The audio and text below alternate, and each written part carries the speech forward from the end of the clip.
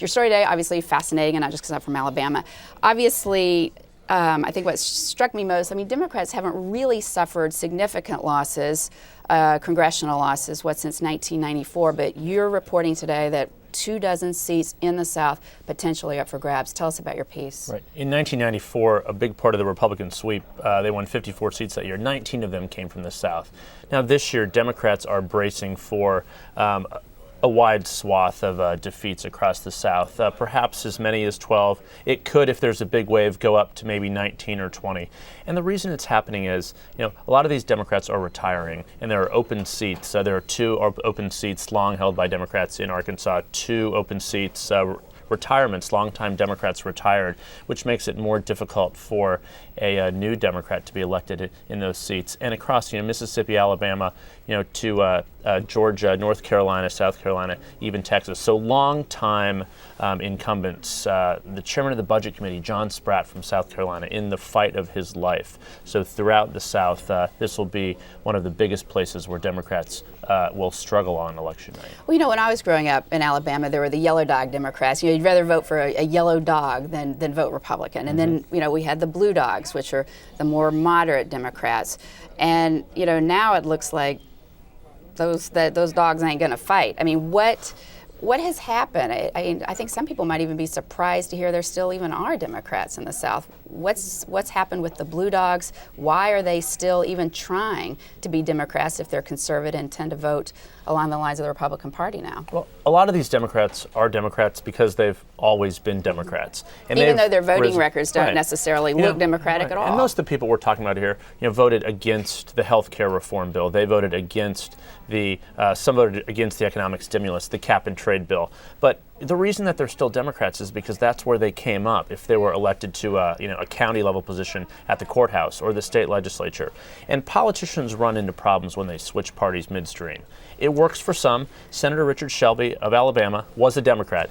Now he's a safe Republican, but it doesn't work for others. Well, another Alabama. Exactly. Yeah. Parker Griffith, he started as a Democrat in 2008. He changed parties. He was defeated in a Republican primary. So changing it's parties. Not so simple. It's not so simple because, you already have some of these Democratic votes under your belt. But the reason it matters is even if you don't vote with the party line on health care and these other controversial things, you're still part of the party when they decide, how many people are on committees. The functional control of the House is decided by how many people who call themselves Democrats. And that number is shrinking, will be shrinking. And as some of these retirements across the South, these seats that have been in Democratic hands since Reconstruction will almost certainly not be. So the party leaders need Democrats in name only. I think we've seen Speaker Pelosi kind of go out there and say, run the race you have to run, send the messages that you need to send. And one of the things you point out in your article is how a lot of these conservative Democrats really are running almost against the party and its leaders. And I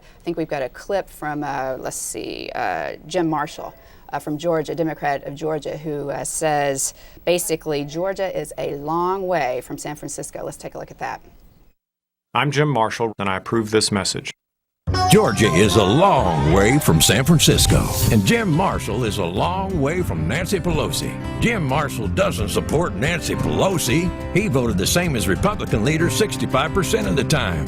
Jim Marshall worked and voted against Pelosi's $1 trillion health care bill because we can't afford it. And Jim Marshall is endorsed by the NRA, Right to Life, and the Chamber of Commerce. They wouldn't have anything to do with a Nancy Pelosi supporter. So not exactly I'm proud to be a Democrat there in Georgia. And again, I think you're seeing that in a lot of these places across the South. But beyond Speaker Pelosi, is this also a referendum on Barack Obama? You talk in your article about Bill Clinton, who obviously had a lot more success with some of those rural white voters than Obama did out campaigning. What does this say about the president's pull in that region, current president? It means that President Obama, he's a drag on the party in many places of the country. But it's interesting. As I was traveling, throughout the South last week, Arkansas, Tennessee, Mississippi, the TV ads you see are just like Congressman Marshall's. They're about Nancy Pelosi.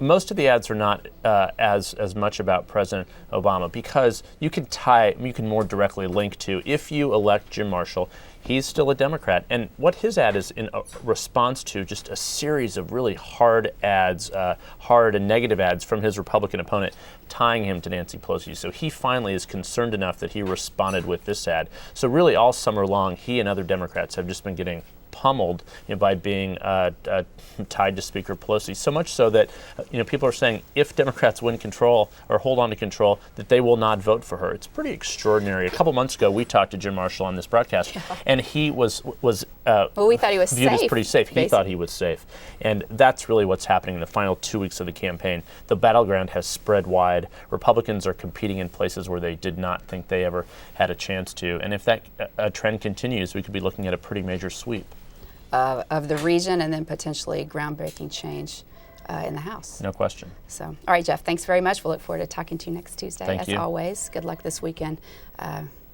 with Nebraska and your opponent. They need luck. We've got Tennessee. Okay. All right.